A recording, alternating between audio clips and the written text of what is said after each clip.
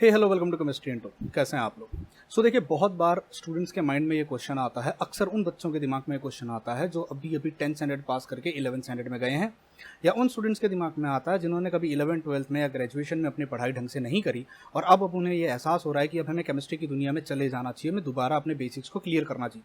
बहुत बार ये क्वेश्चन उन टीचर्स के दिमाग में आता है जो इससे पहले तक कुछ और सब्जेक्ट पढ़ाते थे और अब वो केमिस्ट्री की दुनिया में आना चाहते हैं और वो केमिस्ट्री को समझना चाहते हैं। बेसिकली इस वीडियो में हम बात करने वाले हैं कि केमिस्ट्री की दुनिया में अगर हम घुसना चाहते हैं और अगर हम केमिस्ट्री को ढंग से समझना चाहते हैं तो हम उसकी शुरुआत कहाँ से करें, हम ऐसे कैसे पढ़ाई करें कि केमिस्ट्री हमारे सामने सुलझी हुई लगे, एक उलझी हुई किताब की तरह ना लगे, एक भूल भुलैया जैसी ना लगे। केमिस्ट्री एक बहुत वास्ट सब्जेक्ट है, इसमें बहुत सारे टॉपिक्स और बहुत सारी चीज़ें इसमें इंटर रिलेटेड हैं।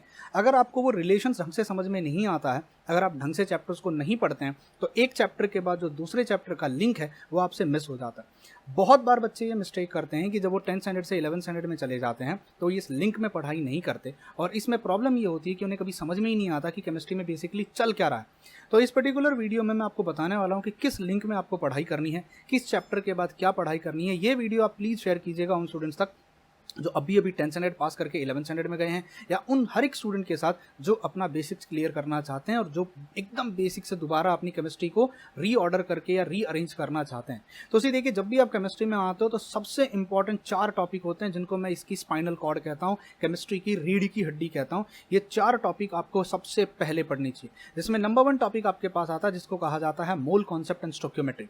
ये एक ऐसा टॉपिक है जो 11th स्टैंडर्ड में पढ़ाया जाता है। आप कोई भी 11th स्टैंडर्ड की किताब निकाल लीजिएगा, सबसे पहले आपको ये मोल कॉन्सेप्ट एंड स्टोइकियोमेट्री मिलेगा। अलग अलग नाम से पढ़ाया जाता है, कहीं पे basic concept of physical chemistry, कहीं पे बेसिक कॉन्सेप्ट ऑफ केमिस्ट्री कह दिया जाता है। तो ये एक ऐसा टॉपिक है जो सबसे पहले आपको आना चाहिए ना। अगर आप मोल कॉन्सेप्ट पढ़ना चाहते हो तो मेरे ऐप पर भी मोल कॉन्सेप्ट कंप्लीटली अवेलेबल है, जहां पे मैंने एकदम जीरो से स्टार्ट करके पढ़ाया हुआ है। ट्रस्ट मी, एकदम जीरो से स्टार्ट करके पढ़ाया हुआ है, ऐसे जैसे कि 11th का स्टैंडर्ड में नया बच्चा आया हो और वो पहली बार केमिस्ट्री की दुनिया में घुस रहा हो। तो मोल कॉन्सेप्ट एक ऐसा टॉपिक है जो सबसे पहले आना चाहिए। जैसे ही आपका मोल कॉन्सेप्ट और सबसे डिफिकल्ट टॉपिक है, और एक ऐसा टॉपिक है जिसमें सबसे ज्यादा क्वेश्चन बनेंगे, जिसमें सबसे ज्यादा क्वेश्चन जेईई नीट में आते हैं, और एक ऐसा टॉपिक जो अगर आप 11th स्टैंडर्ड में मिस कर दोगे तो आने वाला पूरा graduation, post graduation, BSc, MSc या आने वाली 12th standard JEE, NEET, JAM, NET, GATE, जितने भी कॉम्पिटिटिव एग्जाम्स में पूरी केमिस्ट्री में, यानी आप यूं कह सकते हो केमिस्ट्री का अल्फाबेट से ही, अगर आपको एबीसीडी नहीं आती है तो आप बुक रीडिंग नहीं कर सकते। तो mole concept one of the most important topic होता है। इसके बाद आपको पढ़ना चाहिए एटॉमिक स्ट्रक्चर, द डिफिकल्ट, सबसे डिफिकल्ट टॉपिक, और एक ऐसा टॉपिक जो most of the 11th standard 12th standard के बच्चों को डिफिकल्ट लगता है। एटॉमिक स्ट्रक्चर के बिना, एटॉमिक स्ट्रक्चर को पढ़े बिना या इसको समझे बिना आप आने वाली ऑर्गेनिक, इनऑर्गेनिक केमिस्ट्री को या बाकी के टॉपिक्स को नहीं समझ पाओगे। 99% टाइम मैंने लोगों को देखा, क्योंकि मैं पिछले 10 साल से जेईई नीट पढ़ा रहा हूँ मुंबई में, और मैं पिछले 3 साल से यूट्यूब कर रहा हूँ, और मैं इंडिया के सबसे बड़े प्लेटफॉर्म के साथ अनअकैडमी ऑनलाइन प्लेटफॉर्म पे मैं जुड़ा हुआ हूँ।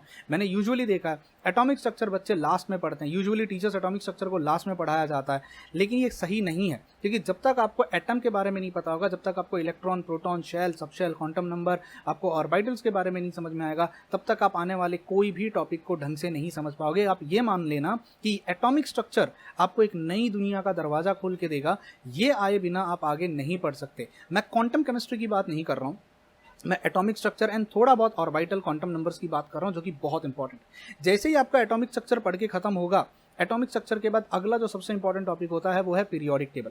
आप सोच रहे होगे सर पीरियोडिक टेबल तो हम 10th स्टैंडर्ड में पढ़ के आ रहे। जी नहीं, मैं डोबिनियो-स्ट्राइड की या न्यूलैंड्स ऑक्टेव की बात नहीं कर रहा। मैं जो मॉडर्न पीरियोडिक टेबल होता है जिसमें ट्रेंड्स आते हैं, आयनाइजेशन एंथैल्पीज के बारे में, इलेक्ट्रोनेगेटिविटी के बारे में पढ़ाया जाता है, फजान्स रूल के बारे में पढ़ाया जाता है, एंटायर पीरियोडिक टेबल जो कि सबसे इंपॉर्टेंट है। अच्छा, पीरियोडिक टेबल आपको तब तक समझ में नहीं आएगा ढंग से जब तक आप एटॉमिक स्ट्रक्चर नहीं पढ़ लेते। बहुत बार स्टूडेंट्स ये मिस्टेक करते हैं कि पीरियोडिक टेबल पढ़ने बैठ जाते हैं और उन्हें पीरियोडिक टेबल नहीं आता। यूजुअली ये होता है, जितने भी कोचिंग क्लासेस ऑफलाइन वाले हैं, ये मोस्टली टीचर्स ये करते हैं कि पहला ही पीरियोडिक टेबल पढ़ाते हैं, मुझे समझ में नहीं आता। जब तक मेरे बच्चे को क्वांटम केमिस्ट्री नहीं समझ में आएगी, क्वांटम नंबर्स नहीं समझ में आएगा, ऑर्बिटल, शेल, सबशेल के बीच का फर्क समझ में नहीं आएगा, वो पीरियोडिक टेबल में मॉडर्न इलेक्ट्रॉनिक कॉन्फ़िगरेशन को कैसे बाय हार्ट कर सकता है। 1s2, 2s2, 2p2, ये जो p है, ये s है, ब्लॉक्स है, ये कैसे समझेगा। तो अगर आप एटॉमिक स्ट्रक्चर पढ़ रहे हो, एटॉमिक स्ट्रक्चर का लास्ट वाला पार्ट इज पीरियोडिक टेबल, वहां से पीरियोडिक टेबल शुरू हो जाता है। जैसे ही आपका पीरियोडिक टेबल पढ़ के खत्म होता है, उसके बाद आप दोबारा एटॉमिक स्ट्रक्चर, क्योंकि आपने एटॉमिक स्ट्रक्चर पढ़ लिया है, अब आप यहाँ पे एक टॉपिक स्टार्ट कर सकते हो जिसको कहा जाता है केमिकल काइनेटिक्स। वैसे केमिकल काइनेटिक्स 12th में पढ़ना चाहिए, इतने जल्दी नहीं पढ़ना चाहिए, बट एटॉमिक स्ट्रक्चर के बाद आप डायरेक्ट केमिकल काइनेटिक्स स्टार्ट कर सकते हो, कोई प्रॉब्लम नहीं है। और केमिकल काइनेटिक्स स्टार्ट करने के बाद आप डायरेक्ट न्यूक्लियर केमिस्ट्री पे जा सकते हो। सी बेसिकली एटॉमिक स्ट्रक्चर और न्यूक्लियर केमिस्ट्री एक दूसरे से इंटर रिलेटेड है।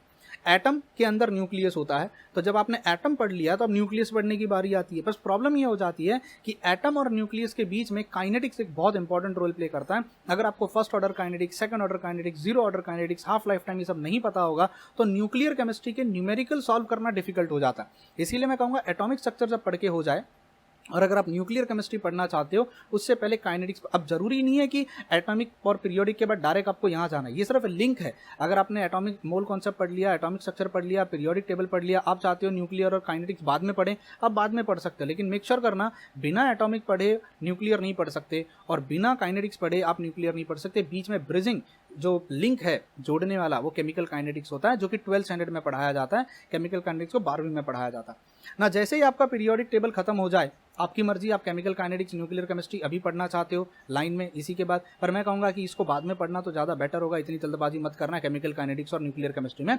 पीरियोडिक टेबल के बाद आप स्टार्ट कर सकते हो, जैसे ही आपका मोल, एटॉमिक और पीरियोडिक खत्म होता है, पीरियोडिक के बाद आपकी एक खिड़की खुल जाती है, जैसे कौन बनेगा करोड़पति में विंडो ओपन हो जाती है ना, 7 करोड़ की खिड़की खुल जाती है, वैसे ही यहाँ पर इनऑर्गेनिक केमिस्ट्री की खिड़की खुल जाती है। अब पीरियोडिक टेबल और इनऑर्गेनिक केमिस्ट्री के बीच का जो कनेक्टिंग लिंक है वो है रेडॉक्स रिएक्शन। बहुत सारे बच्चे रेडॉक्स नहीं पढ़ते, रेडॉक्स उन्हें आता नहीं है। ऑक्सीडेशन क्या है, रिडक्शन क्या है, रिड्यूसिंग एजेंट क्या है, ऑक्सीडाइजिंग एजेंट क्या है, रिडक्टेंट क्या है, ऑक्सीडेंट क्या है, डिसप्रोपोर्शनल रिएक्शन कैसे होता है, बैलेंसिंग ऑफ ए रिएक्शन कैसे की जाती है, कुछ नहीं पता होता और वो इनऑर्गेनिक केमिस्ट्री पढ़ना स्टार्ट कर देते हैं और फिर वो रोते हैं कि इनऑर्गेनिक में रट्टा मारना पड़ता है, inorganic is all about exception. The problem is it's not about exception, the problem is आपका बेसिक्स पीछे से आपने प्रॉपर बिल्डअप नहीं किया, इसीलिए आपका यहाँ पे इनऑर्गेनिक केमिस्ट्री हिल जाता। तो पीरियोडिक पढ़ने के बाद आपको रेडॉक्स रिएक्शन पढ़ना है एंड रेडॉक्स रिएक्शन पढ़ने के बाद आप स्टार्ट कर सकते हो केमिकल बॉन्डिंग पढ़ना। अब देखो ये रेडॉक्स के बाद आप चाहो तो ये आगे भी बढ़ सकते हो या आप चाहो तो पीरियोडिक के बाद केमिकल बॉन्डिंग पढ़ सकते हो, इट्स अप टू यू। भला अगर मैं चाहूँ मोल कॉन्सेप्ट, मैं चाहता हूँ पहले ये चारों टॉपिक कंप्लीट कर दूँ और उसके बाद जो ब्रांचेस निकल रही हैं मैं उन पे जाना चाहता हूँ, इट्स एब्सोल्युटली योर विश। ठीक है, पीरियोडिक के बाद आप रेडॉक्स पढ़ सकते हो या पीरियोडिक के बाद आप केमिकल बॉन्डिंग पे जा सकते हो। अगर पीरियोडिक के बाद आपने रेडॉक्स पढ़ा तो पूरी इनऑर्गेनिक केमिस्ट्री की खिड़की खुल जाएगी, इनऑर्गेनिक केमिस्ट्री की खिड़की खुल जाएगी। और अगर पीरियोडिक के बाद केमिकल बॉन्डिंग पढ़ा तो केमिकल बॉन्डिंग से अगर आप आगे जाओगे तो ऑर्गेनिक की खिड़की खुल जाती है। मतलब एक जगह पीरियोडिक और एक जगह केमिकल बॉन्डिंग ब्रिजिंग लिंक का काम कर रहे हैं। तो ये 3 topic, atomic structure, periodic table, chemical bonding, ये 3 अलग अलग ब्रांचेस ओपन कर देते हैं। Atomic structure nuclear kinetics open कर देता है, पीरियोडिक टेबल रेडॉक्स के बाद इनऑर्गेनिक ओपन कर देता है और पीरियोडिक के बाद केमिकल बॉन्डिंग अगर पढ़ते और ये सीक्वेंस में जाना है, इसके बाद यहाँ जाना है, इसके बाद यहाँ जाना है, इसके बाद यहाँ जाना है, इसके बाद आप यहाँ जा सकते हो, चाहिए तो यहाँ पे आ सकते हो। तो इसके बाद अगर आपको मैं बताऊँ, आप जैसे ही केमिकल बॉन्डिंग पढ़ते हो या बाद में पढ़ो कोई फर्क नहीं पड़ता, आप पीरियोडिक के बाद थोड़ा साइड चेंज कर लो, रेडॉक्स पे चले जाओ। रेडॉक्स के बाद आपको पढ़ना चाहिए acid base chemistry. Acid base chemistry भी मैं यूं कहूंगा कि पीरियोडिक के बाद आप पहले रेडॉक्स पढ़ो, रेडॉक्स के बाद आप जरा केमिकल बॉन्डिंग पढ़ो और केमिकल बॉन्डिंग के बाद अगर आप एसिड बेस केमिस्ट्री पे जाओगे तो ज़्यादा बेटर होगा। एक्चुअली ये ज़्यादा बेटर होगा। आप पीरियोडिक के बाद रेडॉक्स, रेडॉक्स के बाद केमिकल बॉन्डिंग, केमिकल बॉन्डिंग के बाद अगर आप एसिड बेस पे जाओ it will be much better. और एक बार एसिड बेस केमिस्ट्री पढ़ के हो जाता है, अगला सोल्यूशन कॉलिगेटिव, अगला केमिकल इक्विलिब्रियम, अगला आयोनिक इक्विलिब्रियम, अगला वॉल्यूमेट्रिक एनालिसिस। अब बहुत बच्चे क्या करते हैं, वॉल्यूमेट्रिक एनालिसिस मोल कॉन्सेप्ट के बाद पढ़ लेते हैं। नहीं, गलत। यही स्ट्रिक्टली सीक्वेंस फॉलो करो अगर आप केमिस्ट्री को बहुत ढंग से पढ़ना चाहते हो। जो आप रेडॉक्स में और केमिकल बॉन्डिंग में पढ़ोगे, रेडॉक्स में और केमिकल बॉन्डिंग में जो आप पढ़ोगे, केमिकल बॉन्डिंग बहुत बड़ा टॉपिक है, टाइम लगेगा। इन दोनों में पढ़ने के बाद एसिड बेस केमिस्ट्री पढ़ना आपके लिए आसान हो जाएगा। एसिड बेस का पूरा कोर्स मेरे ऐप पर अवेलेबल है, आप चाहो तो वहाँ पे जाके देख सकते हो। पूरा acid base chemistry from 11th standard to masters level मैंने वहाँ पढ़ाया हुआ। उसके बाद जैसे ही एसिड बेस हो जाता है आप केमिकल सोल्यूशन कॉलिगेटिव पे जा सकते हो।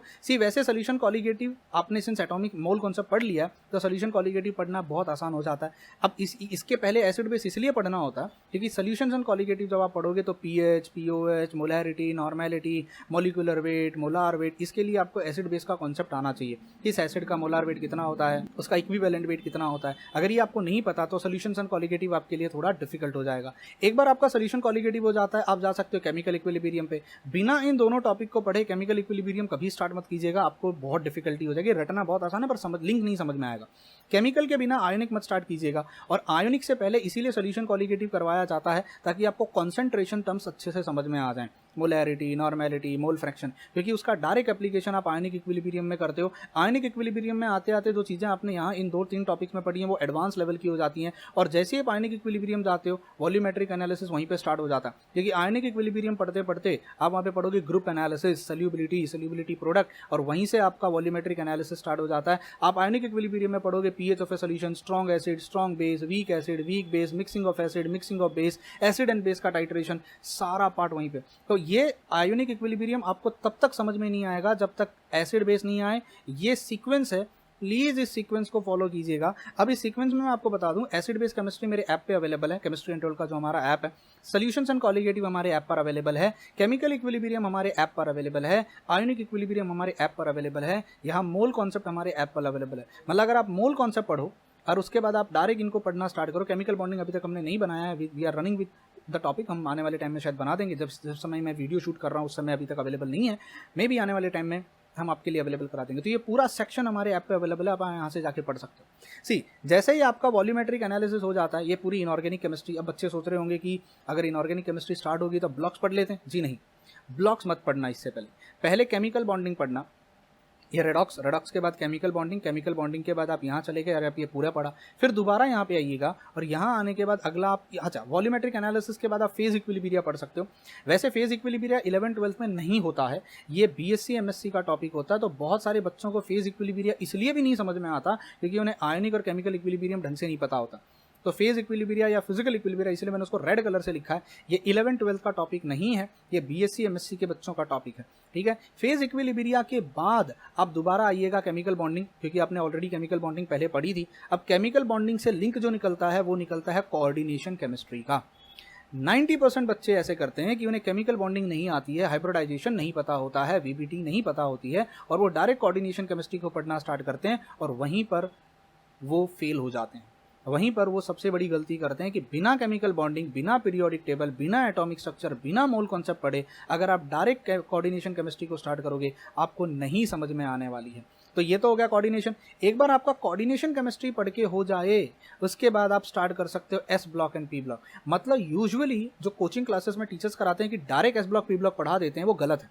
सी एस ब्लॉक पी ब्लॉक एक ऐसा टॉपिक है जिसमें इतनी दुनिया भर की नॉलेज है, इतना कुछ एलिमेंट्स के बारे में। उससे पहले आपको पता होना चाहिए इक्विलिब्रियम क्या होता है, उससे पहले पता होना चाहिए टाइप्स ऑफ बॉन्ड क्या होता है, additive bond, covalent bond, ionic bond क्या होता है, उससे पहले आपको पता होना चाहिए पीरियोडिक टेबल के बारे में, रेडॉक्स रिएक्शन के बारे में, हाइब्रिडाइजेशन के बारे में। अरे तभी तो आप एलिमेंट्स का बिहेवियर, उनके मॉलिक्यूल्स के बारे में, उनके कंपाउंड्स के बारे में समझ पाओगे।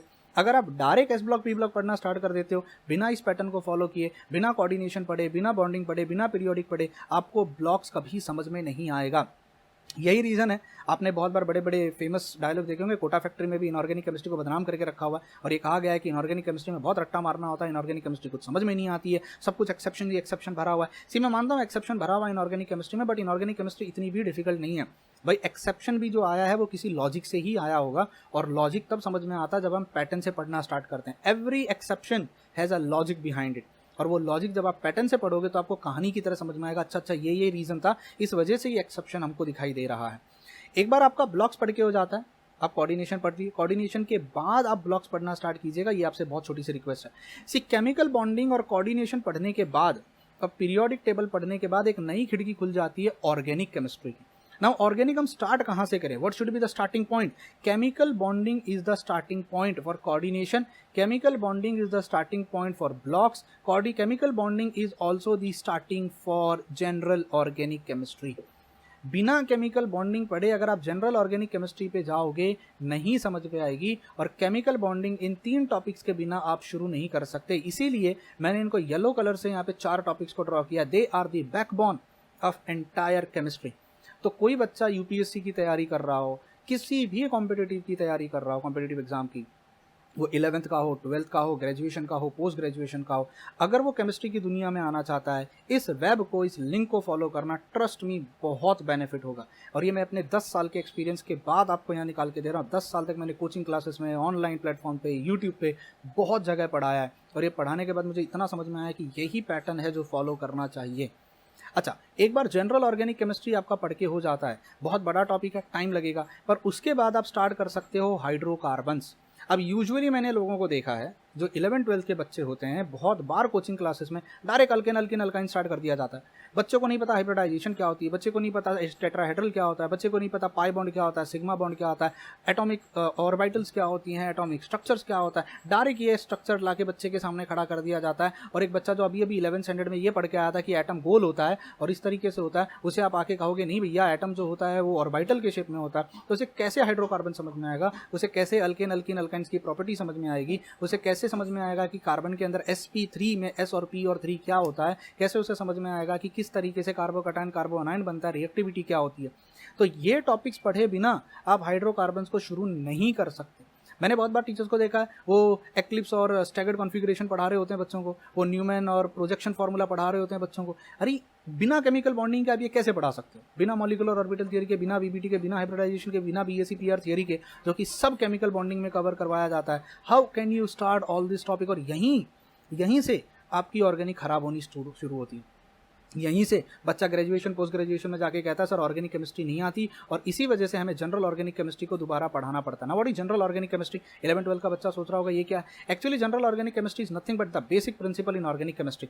Resonance, hybridisation, inductive effect, electromeric effect, stabilisation क्या होता है, हाइब्रिडाइजेशन क्या होती हैं, कि 3 डायमेंशनल स्ट्रक्चर क्या होता है, ये सारी पढ़ाई is nothing but your general organic chemistry, जहाँ आप ऑर्गेनिक के बेसिक्स पढ़े थे। हाइड्रोकार्बन्स क्या है बेसिकली, आप अल्केन अल्किन अल्काइन से आप नॉमेनक्लेचर सीखते हो। भाई आपको जब अल्केन अल्किन अल्काइन का ही नॉमेनक्लेचर नहीं आता तो aldehyde, ketone, carboxylic acid, amines, nitro group, इनका कैसे आएगा। तो आपको बेसिक पहले हाइड्रोकार्बन पढ़ना चाहिए। हाइड्रोकार्बन में क्या क्या आता है, इसमें आता है alkane, alkyne, alkynes and aromatic. ये 4 टॉपिक जब आप पढ़ लेते हो ढंग से, इसके बाद आप ऑर्गेनिक केमिस्ट्री में आराम से दुनिया में घुस सकते हो। मैं इसके डिटेल में नहीं जा रहा। अब इसके बाद क्या पहले अल्कोहल पढ़ना चाहिए कि आप इसके बाद कुछ भी पढ़ो। इसके बाद मोस्टली प्रेफर किया जाता है हेलोजन डेरिवेटिव ऑफ अल्केन, जिसको HDA या हेलो अल्केन्स, हेलो अरीन्स कहा जाता है। अब इसके बाद उसको टॉपिक को, यहाँ से आप पूरी ऑर्गेनिक की दुनिया में घुस सकते हो। तो क्या आपको डायरेक्ट ऑर्गेनिक स्टार्ट कर देनी चाहिए? अब मैं अभी 10th स्टैंडर्ड से 11th में आया हूँ, या मैं 12th में आया हूँ, या मैं अभी ऑर्गेनिक की बुक उठा लूँ हाथ में, नहीं। आप ऑर्गेनिक स्टार्ट, मैं यहाँ फिजिकल, ऑर्गेनिक, इनऑर्गेनिक में क्लासीफाई नहीं कर रहा हूँ। मैं सिर्फ इतना कहना चाहता हूँ कि ये 4 टॉपिक को पढ़े बिना आप आगे नहीं बढ़ सकते। ये 4 टॉपिक अगर आपको नहीं आते हैं, ये बैकबोन है, और उसके बाद ये एक लिंक, और इसके बाद ये इनऑर्गेनिक का लिंक। अब आप सोच रहे होगे सर बाकी के भी तो टॉपिक्स होते हैं, उनका क्या? सी देखिए, ये सारे टॉपिक्स एक दूसरे से इंटर रिलेटेड हैं। आप देख रहे हो, एक मैंने वेब बनाया हुआ है, इंटर रिलेटेड है। इसके बाद के जो बाकी टॉपिक्स होते हैं, जैसे फॉर एग्जांपल जिनको मैं कहूँगा गैसियस स्टेट, मैं जिसको कहूँगा सॉलिड स्टेट, मैं कहूँगा लिक्विड स्टेट, मैं उसको कहूँगा इलेक्ट्रोकेमिस्ट्री एंड थर्मोडाइनमिक्स।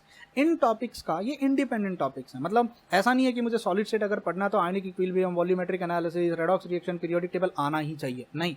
वो एक अलग ही टॉपिक है जिसमें अलग टाइप की केमिस्ट्री आ जाती है। ये जो टॉपिक्स होते हैं ना, ये वो टॉपिक्स होते हैं जो फिजिक्स के साथ ज़्यादा डील करते हैं। ये वो टॉपिक्स होते हैं जो फिजिक्स के साथ ज़्यादा डील करते हैं, और यहाँ पर आपको फिजिक्स तगड़ी आनी चाहिए, इसलिए मैं इनको इंडिपेंडेंट टॉपिक कहता हूँ। और शुरुआत कैसे करनी चाहिए, ध्यान से सुनना।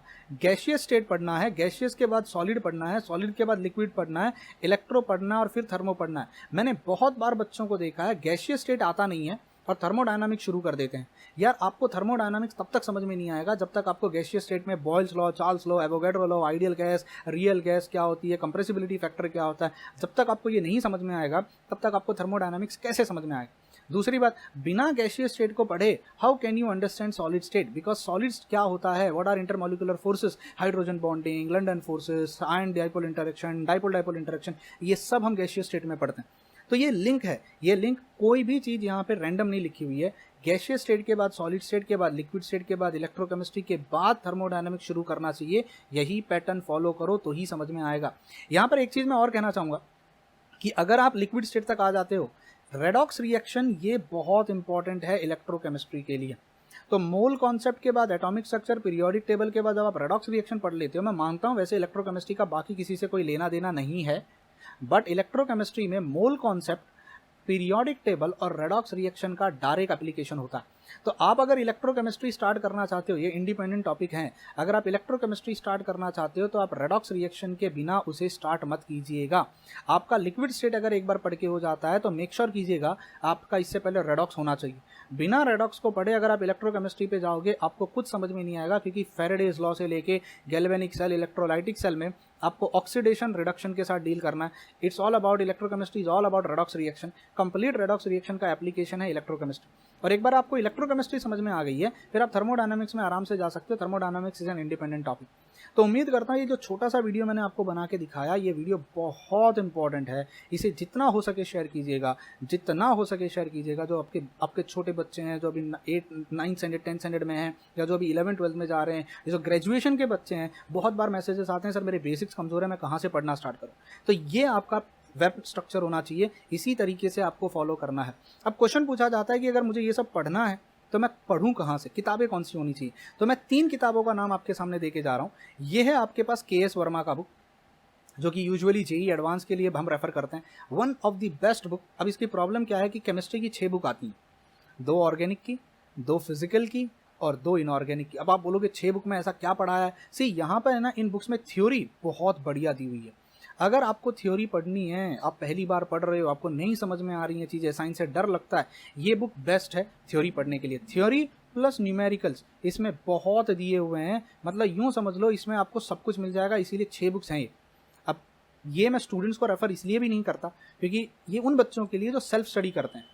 अब ये यूजुअली हम टीचर्स रेफर करते हैं KS वर्मा की बुक को, क्योंकि 6 बुक पढ़ना, डिटेक्ट करना, डिकोड करना और उसके आंसर्स निकालना, सब कुछ करना थोड़ा टीडियस काम हो जाता है और 2 साल में ये नहीं होता है। जेई नीट के बच्चे इसको 2 साल में बहुत डिफिकल्ट हो जाता है। इसके लिए आपको बहुत या तो दिन रात मेहनत करनी पड़ती है या आपको बहुत पहले इस चीज़ को शुरू करना पड़ता है।